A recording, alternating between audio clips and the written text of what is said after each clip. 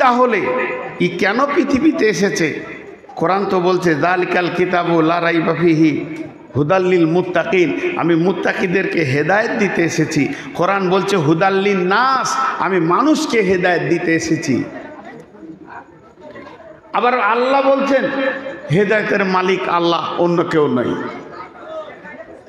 তাই যদি হলো তাহলে কোরআনে আছে বিসমিল্লাহির রহমানির রহিম ইযিল্লু বিহি কাসীরা ওয়া ইয়াহদি বিহি কাসীরা ওয়া মা ইযিল্লু বিহি ইল্লাল ফাসিকিন। ইযিল্লু বিহি কাসীরা ওয়া ইয়াহদি বিহি কাসীরা। এই কোরআনটা এমন একটি বস্তু, এখান থেকে অনেকে হেদায়েত পেয়েছে, আবার কোরআন পড়ি অনেকে গুমরা হয়ে গেছে। তার মানে একটা কথা আপনাদের সামনে তুলে ধরছি, বিসমিল্লাহির রহমানির রহিম আও কাল্লাযী মাররা আলা কারিয়াতিন ওয়া হিয়া খাবিয়াতুন আলা উরুশিহা ক্বালা আন্না ইউহয়ি হাযিহিল্লাহু বা'দা মাউতিহা ফামাতাহুল্লাহু মিয়াতা আমিন সুম্মা বা'সাহু ক্বালা কাম লাবিস্তা ক্বালা লাবিস্তু ইয়াওমান আও বা'দা ইয়াওমিন ক্বালা বাল লাবিস্তা মিয়াতা আমিন ফানজুর ইলা তাআমিকা ওয়া শারাবিকা লাম ইয়াতাসান্না ওয়ানজুর ইলা হিমারিকা ওয়া লিনাজআলাকা আয়াতাল লিন্নাস ওয়ানজুর ইলাল ইদামি কাইফা নুনসিজুহা সুম্মা নাকসুহা লাহমা ফালাম্মা তাবাyyana লাহু ক্বালা আ'লামু আন্নাল্লাহা আলা কুল্লি শাইইন কাদির। অনেক বড় আয়াত, আয়াতটা আপনাদের সামনে পড়লাম, অনেক বড় আয়াত। গোটা আয়াতটা তর্জমার ব্যাখ্যা যদি করি বেশি সময় লাগবে না। এই নালায়েকের মাথায় যেটুকু আছে 3 থেকে 4 ঘন্টা লাগবে, আর আমারকে পড়াবে যে পণ্ডিতরা আছে ওরা সপ্তাহ মাস চালাবে। খালি সার অংশটা বলে দিচ্ছি 2 মিনিটে। এখানে একটা উজাইর নবীর ঘটনা আছে। উজাইর নবী আর সলেহ নবী 2 ভাই ছিল। হুদ নবী আর উজাইর নবী 2 ভাই, আবার যমজ ভাই, একসাথে জন্ম নিয়েছিল, একদিনে মরেছিল। একজনের বয়স 100 বছর বেশি, একজনের বয়স 100 বছর কম। কেমন ভেজাল লাগলো? উজাইর আর হুদ নবী যমজ ভাই, একসাথে জন্ম নিল, আবার একদিনে মওত হলো। হুদের বয়স 100 বছর বেশি হলো, উজাইরের 100 বছর কম হলো। কম কেন হলো? ওকে ব্রেক করা হয়েছিল, ব্রেক। আমার আর আপনার মোটর সাইকেল একসঙ্গে ছেড়েছি, বেলডাঙ্গা থেকে বহরমপুর যাব, পলাশী যাব, রাস্তায় আপনি চলে গেলেন 40 মিনিটে, আমি গেলাম 80 মিনিটে। মাঝে ইঞ্জিনটা চালু ছিল, ক্লাস ধরেছিলাম আমি 40 মিনিট। তেল পুড়েছে, ইঞ্জিন চালু ছিল, কিন্তু ক্লাস ধরা ছিল বলি রোডটা শেষ হয়নি, আমাকে লেগে গেছে 80 মিনিট। কি হলো? উজাইর নবী একটা গাধাতে চেপে রাস্তায় সফর করছে। সফর করতে করতে একটা গাঁয়ে ঢুকলো, আর গাঁটা ঢোকার পর চারিদিকে তাকিয়ে দেখছে একটা পুরাতন বিল্ডিং, কেউ ছিল, সব ছাদ টাদ ভেঙে পড়ে আছে, এইটা একটা ঘর, কেউ নাই। খালি দেখে মনে হচ্ছে কোনো একটা যুগে এখানে একটা গ্রাম ছিল। আমাদের বর্ধমানে অনেক গ্রাম এরকম দেখাতে পারবো। ওই জায়গায় গেলে একটা প্রাণী পাবেন না, একটা বিড়াল পাবেন না, একটা কুত্তা পাবেন না, একটা গরু ছাগল পাবেন না। এই জায়গাগুলো দেখলে মনে হবে কোনো এক যুগে কেউ ছিল। তো উজাইর নবীর মুখ দিয়ে একটা কথা বের হলো, কি জানে? আল্লাহ, তুমি আবার এটাকে গাঁ বানাতে পারবে? আচ্ছা, কেমন ভালো কথা বললে দেখেন তো আল্লাহকে। তুমি এটা আবার গা বানাতে পারবে যেমন ছিল?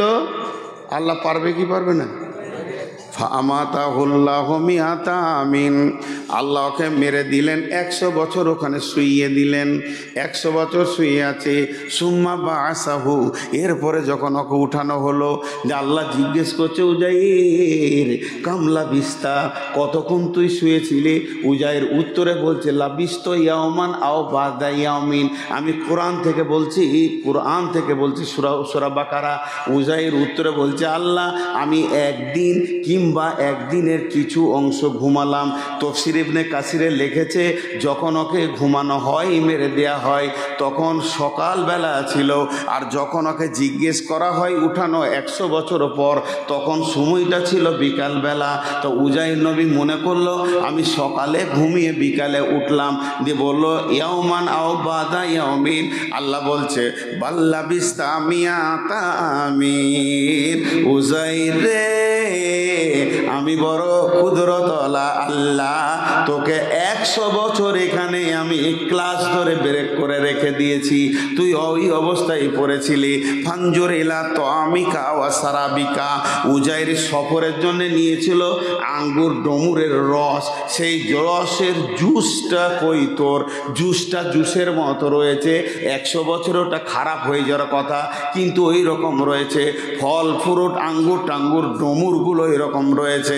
এরপর আল্লাহ বলছেন, অঞ্জুরিলা হিমারিকা ওলিনা জালাকা আয়াতান লিন্নাস। হে উজাইর, তুই ঘোড়াতে এসেছিলি না উঠে এসেছিলি না গাধাতে? উজাইর বলছে গাধাতে। বলে গাধা কই? বলে এখানে তো ছিল গাধাটা। বলে গাধাটা নাই, ওই হাড়গুলো পড়ে আছে।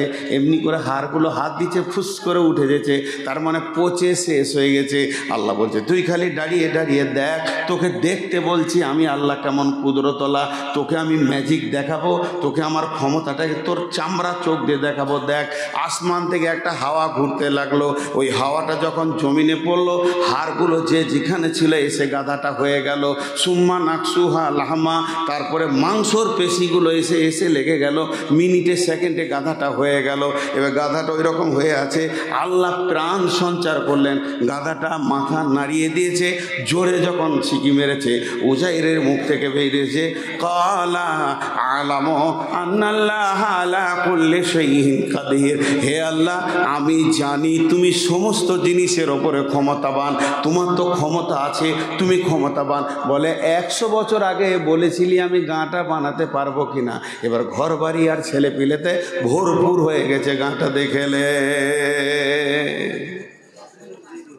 আচ্ছা, এই ঘটনাটা যদি কোনো মুসলমান ইমানদারকে বলি, আপনারা বিশ্বাস করলেন কি করলেন না?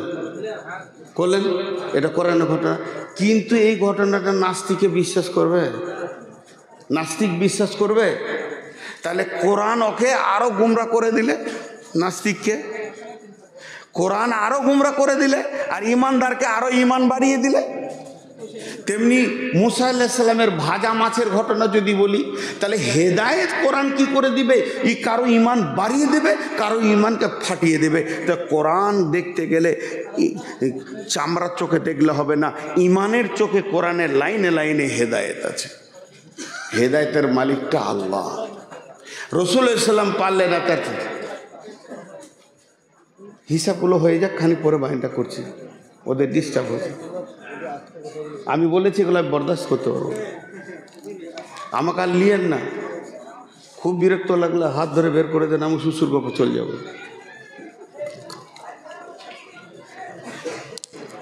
এদের কাজটা হয়ে যাক, 5 মিনিট ধৈর্য ধরে। হয়ে গেছে, বলার সঙ্গে সঙ্গে হয়ে যাবে। এই রাস্তাটা আর ব্লক করে কি করবে? এটাই মেন রাস্তা মনে হয় গায়ে, নাকি? ও আল্লাহ, যে বেনাদো থেকে আমার একটা ফোন গিয়েছিল, যদি ওই ফোনটা বলি তো আপনারা খেপে যাবেন শুনে। নাম্বারটা আমি এখনো রেখে দিয়েছি। তো খুব মানে সূক্ষ্ম কথা বলছি আপনাদের সামনে। এখন একটা উদাহরণ দিব। রসুল কে, কোরআন কি, আল্লাহ কে, তিনটে একসঙ্গে পেয়ে যাবেন। রসুল কে, কোরআন কি, আল্লাহ কে, একটা উদাহরণে পেয়ে যাবেন। আপনি ডাক্তারখানা গেলেন, ডাক্তারখানা যাওয়ার পর প্রেসক্রিপশনটা লিখলো কে? ডাক্তার, খুব ভালো করে শুনেন, 10টা ওষুধ লিখে দিল। এবার প্রেসক্রিপশন নিয়ে গেলেন আপনি কোথায়? ফার্মেসিতে। ওষুধ দিয়ে দিল ফার্মেসি, ডাক্তার দিল প্রেসক্রিপশন, ফার্মেসি দিল ওষুধ। আর ওষুধ আপনি এবার খেতে শুরু করলেন। আপনারা সবাই একবার মুখ খুলবেন, আপনারা খুব ভালো শ্রোতা। আজকে আমি মন মতো শ্রোতা পেয়েছি, আজকে মন মতো কমিটি পেয়েছি। এরকম ভালো আমি খুব কমই পাই, আমি মুখ দিয়ে বলছি কিন্তু আমি আমার কাজ করে যাচ্ছি। একবার মুখ খুলে বলেন, ডাক্তার প্রেসক্রিপশন দিয়েছে, ফার্মেসি ওষুধ দিয়েছে, অসুখটাকে ভালো করবে। এইটা হচ্ছে হেদায়েতের ফার্মেসি। হেদায়েতের যত ওষুধ এখানে লুকানো আছে, অন্য জায়গায় গেলে পাবেন না। আর ডাক্তার হচ্ছে নবী মুহাম্মদুর রাসূলুল্লাহ সাল্লাল্লাহু আলাইহি সাল্লাম, কিন্তু হেদায়েতের মালিক আল্লাহ। এবার বলি, মা বোনেরা শুনছেন কিনা জানি না, একটা মেয়ের নাম বলছি। এখন তো রসুলের চাচার কথা বললাম, এবার একটা মেয়ের কথা। মেয়েটার নাম হিন্দা। মেয়েটার নাম শুনেছেন? মেয়েটার নাম হিন্দা। ভালো মেয়ে না খারাপ? সবাই বলেন ভালো না খারাপ? মুসলমান আর খারাপ বলা ওকে যাবে না, এখন আর বলা যাবে না। যখন খারাপ ছিল তখন ছিল। উনি রসুলের জামানাতে ঈমান এনেছেন, তওবা করেছেন, ঈমান হালাতে মরেছেন, আল্লাহ নবী মাফ করে দিয়েছেন। অতএব হিন্দাকে আর খারাপ বলা যাবে না। হিন্দার সব থেকে বড় কাজ কি? হিন্দার যে কাজের জন্য মুসলমান দেখতে পারে না। এদিকে রসুলের একটা চাচার নাম হলো, এখনই যার কথা বললাম, আবু তালিব। রসুলের আর একটা চাচার নাম হলো আমির হামজা। আমির হামজা ছিল একটা বড় বীর, সে একটা বীর সৈন্য ছিল। এমন বীর সৈন্য ছিল, ও সামনে কে দাঁড়াবে। যখন আমির হামজা বদরের যুদ্ধে নেমেছিলেন বীরের মতো, তখন হিন্দার বাপকে, ভাইকে জাহান্নাম পাঠিয়ে দিয়েছিলেন। হিন্দার ওই রাগটার ওর সহ্য হচ্ছে না। হিন্দা খালি বলছে, আমি কখন আমির হামজার কলিজাটা খাবো, ওর মাথাটাকে নিয়ে কখন বল খেলবো, তবে আমার মনে শান্তি হবে রে। ও আমার বাপকে খেয়েছে, ভাইগুলোকে খেয়ে নিয়েছে। এইরকম বীর।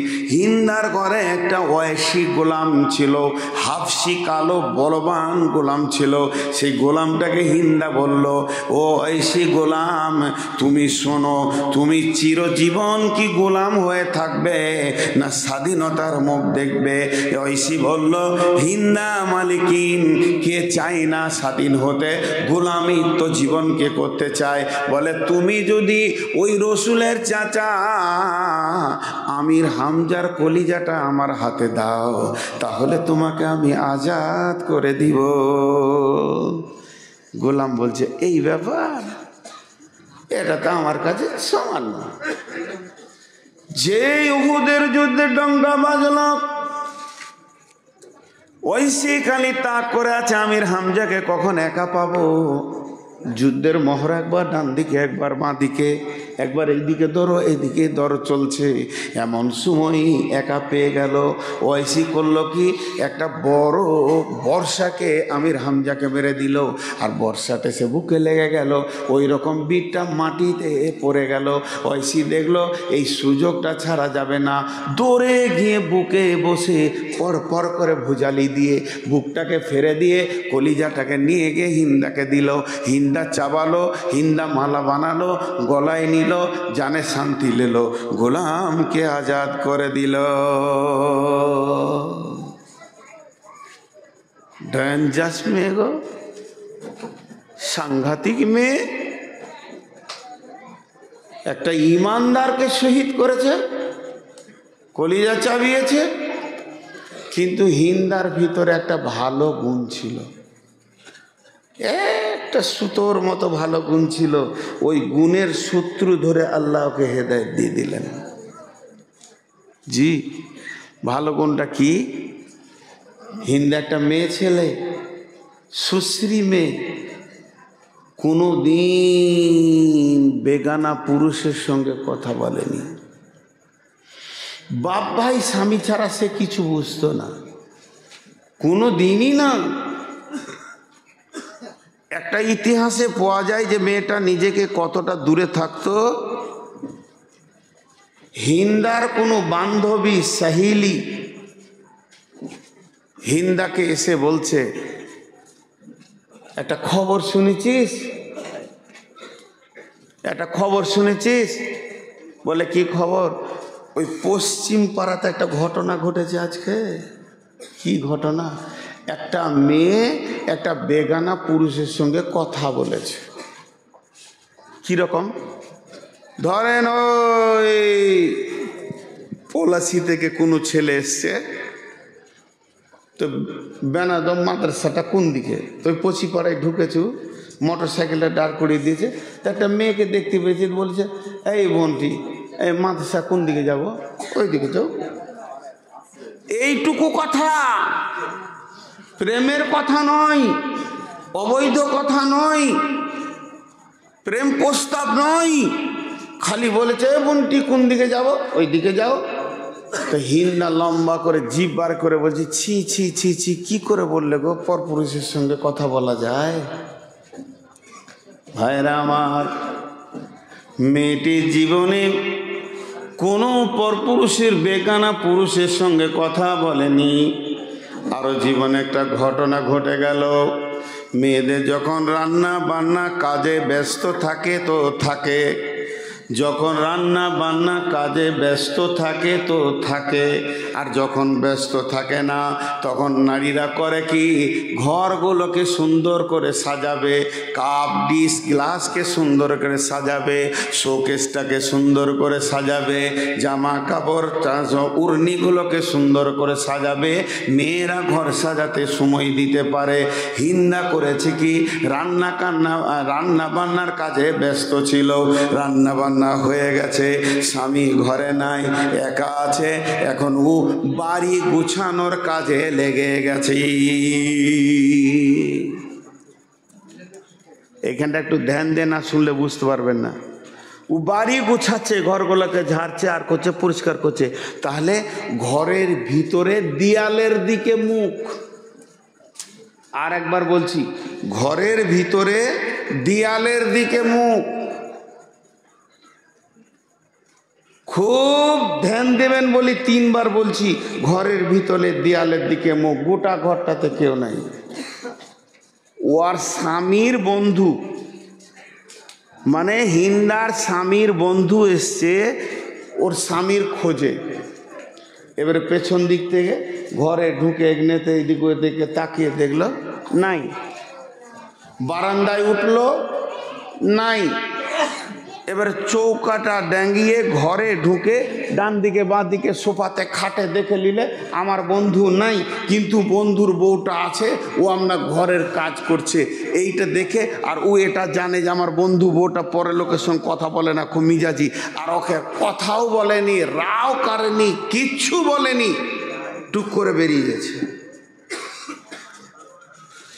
আমি যার খোঁজে এসছি সে যদি নাই তা আমি আর কি করব, বেরিয়ে যাচ্ছে। যেই চৌকাটা থেকে বেরোচ্ছে ওই ওর বন্ধু ঢুকছে, ভেজাল লেগে গেল, ভেজাল লেগে গেল, ওর বন্ধু চলে গেল। হিন্দাকে নিয়ে ওর স্বামী বসলো, কি ব্যাপার, একটা রুমে তোরা কি করছিলি? কথাটা বুঝতে পেরেছেন তো? বলছে কে? বলে কে? হালাকু দেখেনি। কে এসেছিল? জানি না। জানি না? আমাকে বোকা বানাচ্ছ তুমি? আমার বন্ধুকে নিয়ে আমার অনুপস্থিতিতে আনন্দ করো আর আমাকে বোকা বানাও? হিন্দা কাঁদতে লাগলো, এ কাজ তো আমার দ্বারা হয়নি, এটা তো আমি করিনি, কে রে? কিন্তু স্বামী বলছে তোকে আর ভাত দেবো না, তুই আমার বন্ধুর সঙ্গে থাকিস, তোকে আমি ভাত দেবো না। ভেজালটা জটিল হয়ে গেল। গ্রামওয়ালা, 10ওয়ালা, 5ওয়ালা, আত্মীয় স্বজন 1বার 2বার 5বার বসছে। যারা মুরব্বী তারা ছেলেটাকে ডেকে বলছে, হ্যাঁ খাপা বউকে সন্দেহ করতে হয় না, বন্ধু এসেছিল হয়তো তোকে খুঁজতে। হিন্দাকে সুদিতে বলছে, তা আমি কসম করে বলছি, লাখ মানাত উজ্জার কসম করে বলছি, ও তখন ইমান আনিনি, আমি দেবদেবীর কসম করে বলছি, কে এসেছে আমি জানি না, কে গিয়েছে তাও জানি না, কিন্তু ই বলছে আমি ভাত খোয়াবো না তোকে, আমার বিছানায় লিব না, তোর মতো নোংরা মেয়ের সাথে আমার কোনো সম্পর্ক নাই। হিন্দা কাঁদে, অজর নয়নে কাঁদে, বলে স্বামী আমার তুমি আমার কসমগুলোকে বিশ্বাস করো, আমাকে বিশ্বাস করো, এ কাজ আমার দ্বারা হয়নি। কিন্তু এক মুরব্বী ওদের দুজনকে ডেকে বলছে, রে বাবা অনেক দিন থেকে শুনছি তোদের ভেজাল চলছে, তোরা দুইজন দুই মনে হয়ে গেছিস, তোর বউ ছাড়ে না, তুই নিস না, এই ঘটনা ঘটে গেছে, তাহলে আমি একটা বুদ্ধি দিছি, আমার বুদ্ধিটা তোরা যদি একবার পালন করতে পারিস নিশ্চয়ই তোদের ঝামেলা মিটে যাবে। বলছে, দাদু বলেন, আপনার বুদ্ধিতে যদি আমাদের দাম্পত্য শান্তিটা ফিরে আসে, ফিরে পেতে চাইছি। উনি বললেন, তোরা মক্কা থেকে বের হয়ে চলে যা, মক্কা থেকে বের হয়ে যখন যাবি মরুভূমি এটা পার হবি, এই রকম লোকেশন রাস্তা দিয়ে দিল, এই রাস্তায় যেতে যেতে একটা পাহাড় পাবি কি দুটা পাবি, লোকেশনটা সুন্দর করে বুঝিয়ে দিল। তারপরে দেখবি একটা বস্তি আছে, ওই বস্তির ভিতরে ঢুকে যাবি, ওই বস্তির ভিতরে একটা কাহেন আছে, হাত চালানেওয়ালা, ঠিক দেখনেওয়ালা, ওই কাহেনের কাছে দুজনা চলে যা, ওটা একটা অভিজ্ঞ কাহেন, ও অনেক কথা বলে দেবে, তোদের খবরগুলোকে তোদেরকে দিয়ে দিবে, তোদের সমস্ত কিছু বুঝিয়ে দেবে, আর ওই কাহেনের কাছে তোরা ভেজালটা মিটিয়ে আনগা। হিন্দার স্বামী বলল, তাই যদি হয়, তাই যদি হয়, ওই কাহেন যদি বলে আমার বউ পাক, আমার বউ আমার বন্ধুর সঙ্গে সম্পর্ক নাই, আমি সঙ্গে সঙ্গে গ্রহণ করে নিব, যা চলে যা। দুজন চলে গেল। জাদুকরের কাছে গিয়ে যখন পৌঁছালো তখন বলছে, কি ব্যাপার, কি জন্য এসছো? ওই যে ঘটনা এই। হিন্দা বলছে, আল্লাহর কসম দিয়ে বলছি আমি জানি না। ও বলছে, না আমি সন্দেহ করছি। বসো, তোমার নাম কি? হিন্দা। সব লিখে নিয়ে ও বিন বিন বিন বিন বিন বিন বিন বিন করে যেমন জাদু পড়তে হয়, হাত চালাতে হয়, কাজ করছে। ওর যখন কেরামতি শেষ হলো তখন এবারে ও হাত ঝেড়ে বলতে লাগলো। কি বলছে?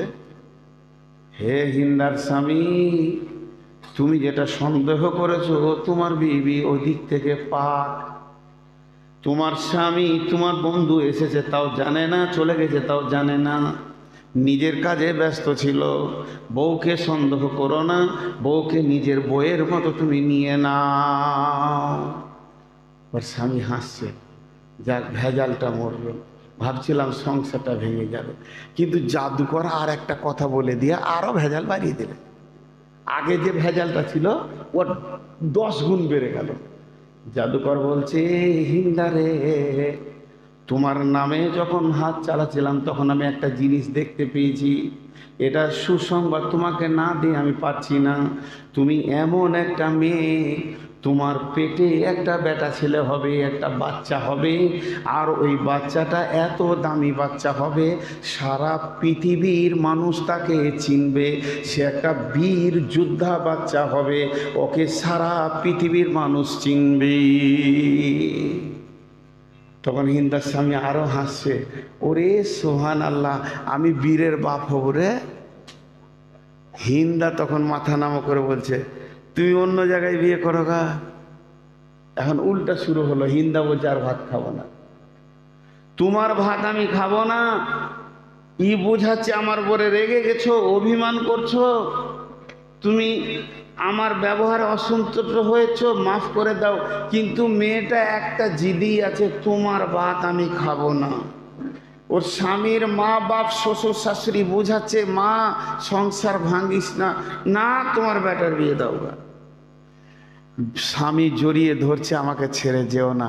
এবার হিন্দা মুখ খুলে দিলেন, স্বামী আমার, তেঁতুলের বীজে তেঁতুল হয়, আমের আঁটিতে আম হয়, আঙ্গুরের আঁটিতে আঙ্গুর হয়, নিমের আঁটিতে নিম হবে, অতএব আমি হলাম জমি, আমি হলাম মাঠ, তোমার সঙ্গে কয়েক বছর সংসার করছি, তোমার মন বড় দুর্বল, তুমি স্ত্রীকে বিশ্বাস করো না, এই জন্যে তোমার ভিতরে অনেক রকম দুর্বলতা আছে। তোমার বিচে কোনো দিন বীর যোদ্ধা হতে পারে না, তোমার বিচের সে ক্ষমতা নাই। আমাকে যদি বীর যোদ্ধার মা হতে হয় তাহলে আমার স্বামীটাও বীর যোদ্ধা হতে হবে, তবেই তার বিচের সন্তানটা বীর যোদ্ধা হবে। তোমার বুকে কলজে নাই, তোমার ছেলের বুকে কি করে হবে? এই বলে হিন্দা ওকে তালাক দিল, ওর কাছ থেকে পালিয়ে এলো। পালিয়ে এসে রসুলের চাচা আবু সুফিয়ানকে বিয়ে করলো। আর আবু সুফিয়ানের ঔরসে হিন্দার গর্বে যে ছেলেটা জন্ম নিল ওরই নাম হলো ইমাম মাবিয়া রাদিয়াল্লাহু তাআলা আনহু। ইমাম মাবিয়ার মা হলো হিন্দা। এই হিন্দা ফাতে মক্কার পর কালেমা পড়লেন। রসুল বললেন, হিন্দা তুমি আমার পেছনে এসো, তোমাকে আমি মাফ করে দিয়েছি। তোমার চেহারা দিকে তাকালে আমার চাচার মুখটা মনে পড়ে যায়। হেদায়েত পেয়ে গেল হিন্দা, আবু তালিব পেল না। হেদায়েত মার্কেটে সস্তা মাল নয় যে যেখানে সেখানে আলু কচুর মতো 2 কেজি কিনে নিব, আল্লাহকে রাজি করতে হবে। আর ওই ঐশী যে কেটে কলিজা বার করেছিল সেও হেদায়েত পেয়ে গেল। রসুলের কাছে যখন দৌড়ে এসে ফাতে মক্কা হলো, তো 10 থেকে 12 জনের নাম একটা কাগজে লিস্ট করে, এরকম কাগজে লিস্ট করে কাবাতে টেঙে দিয়েছিল যে এদের রক্তের কোনো মূল্য নাই। এখন আমার রক্তের মূল্য আছে, আমাকে যদি কেউ কাটে তার মূল্য তাকে কতল করা হবে, কোরআনের হুকুম, কোরআনের বিচার। এই 10 জনার রক্তের মূল্য নাই, যেখানে পাবে কেটে ফেলে দাও। তার মধ্যে ঐশী ছিল, ইকরামা বিন আবু জাহেল ছিল। তো ঐশী যখন শুনে নিল যে আমার নামে লিস্ট কাবাতে টেঙে দেওয়া হয়েছে, যে পাবে সেই কাটবে, তো ঐশী দেখলে তো আর বাঁচার উপায় নাই, গোটা মক্কা গরম হয়ে গেছে। ঐশী বলছে, আমার মনে একটা বিশ্বাস ছিল, দৃঢ় বিশ্বাস ছিল যে আমি যদি রসুলকে একা পেয়ে যাই তাহলে আমার এই মাথাটা বাঁচিয়ে নিতে পারবো। পাহাড়ের গুহাতে লুকিয়ে লুকিয়ে ঘুরছে, কখন একা পাবো। এক সময় তাকিয়ে দেখছেন আল্লাহ রসুল কাবা শরীফে একাই ঘোরাফেরা করছে। ঐশী মারলো দৌড়, এই সুযোগকে হাতছাড়া করা যাবে না, এমন দৌড়লো, রসুলের হাতটা ধরে বলল, আশহাদু আল্লাহ ইলাহা ইল্লাল্লাহু ওয়া আশহাদু আন্না মুহাম্মাদান আবদুহু ওয়া রাসূলুহু। ঐশীর কালেমা পড়া দেখে আল্লাহ রসুল কাঁদতে শুরু করলেন। অঝর নয়নে যখন কেঁদে ফেললেন, বিশ্বনবী যখন কেঁদে ফেললেন, তখন বললেন, রে ঐশী তুমি বলো আমার চাচার কলিজাটা কেমন করে বের করেছিলে? ঐশী বর্ণনা দিতে শুরু করলেন। আমি বর্ষা মেরে ফেলে দিলাম, ভুজালি মেরে বুককে ফেরে কলিজাকে বার করলাম। আল্লাহ রসুল শুনছেন আর অঝর নয়নে কাঁদছেন। বন্ধুরে, শেষকালে ঐশী বলল, ইয়া রাসূলুল্লাহ, ওই ভুজালিটা আর ওই বর্ষাটা রাখা আছে, আমি ওই ভুজালি দিয়ে আর ওই বর্ষা দিয়ে আমি একটা বড় গুনাহ করেছি।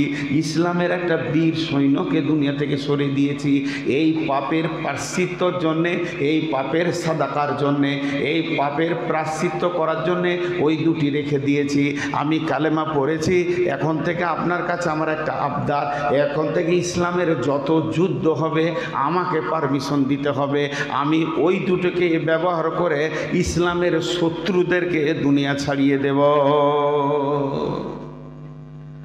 ঐশী হেদায়েত পেল, হিন্দা পেল, আবু তালেব পেল না। এই জন্যই তো আল্লাহ বলছেন, ইন্নাকা লা তাহদি মান আহবাবতা ওয়ালাকিন্নাল্লাহা ইয়াহদি মান ইয়াশা। কটা বলল? জি যা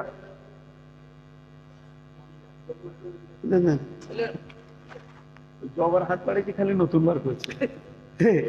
এক করে কেটে দিচ্ছে, দুটো করে খেঁচে আর ফেলে দিতে হবে, শেষ করতে হবে।